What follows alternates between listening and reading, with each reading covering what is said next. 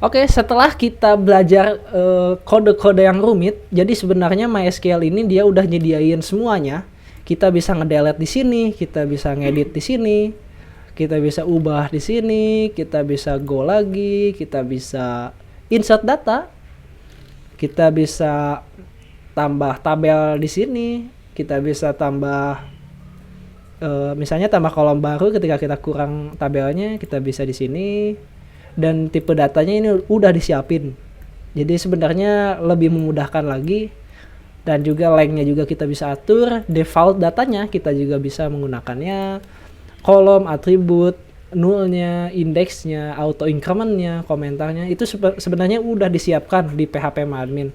Dan tentu kalau misalnya kita menggunakan MySQL, Workbench itu juga udah disiapkan. Jadi sebenarnya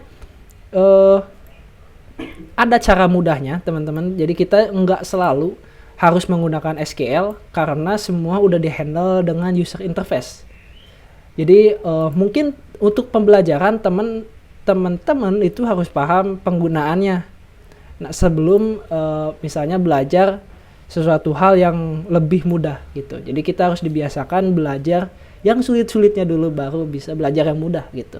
Karena pada dasarnya nanti ketika kita bekerja, kita ngebuat project, itu tentu biasanya kita nggak lagi memikirkan kode-kode seperti ini. Jadi kita harus karena kita harus dikejar deadline dan seterusnya, kita harus cepet-cepet ngebuatnya ya. Jadi si PHP MyAdmin ini di SAM atau di LAM atau di MAM itu udah disediakan fitur-fiturnya. Oke, selamat belajar.